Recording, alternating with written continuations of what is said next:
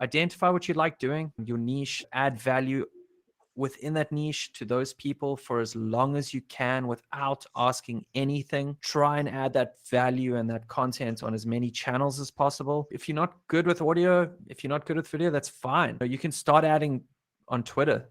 You can start, but just adding value, get the conversation, be in the conversation. So once you do that over a very long time, you start to be known in your niche, and then you can test the waters. You can say, hey, everyone, I'm starting this. I'm thinking about doing this ebook. Here's a pre-sale. It's literally just the cover. And you don't even have to take credit cards at that point. You can just say get notified when it's ready. That's one way to do it. Another way to do it, which is quite cool, is that you just start a newsletter within that niche and just try and add value.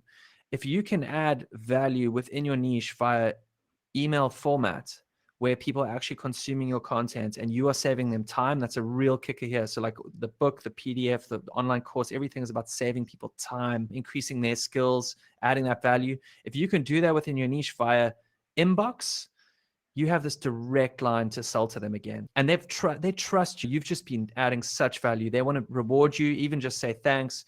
But at the end of the day is that there's so much noise out there, and you have just sent 27 weeks in a row of valuable content to their inbox. And then you say, hey, I'm actually writing a guide within this niche, and it's going to be $50 for the next 30 hours. It's $30 off. That's a very good way to validate if people like what you're doing, because at that point you haven't actually invested that much. Obviously, don't forget, you enjoy this content, you're writing this content. It's not the massive chore for yourself, but that for me is like a bit of a bulletproof guide to get going with this. Should everyone do this? What's the first format you do?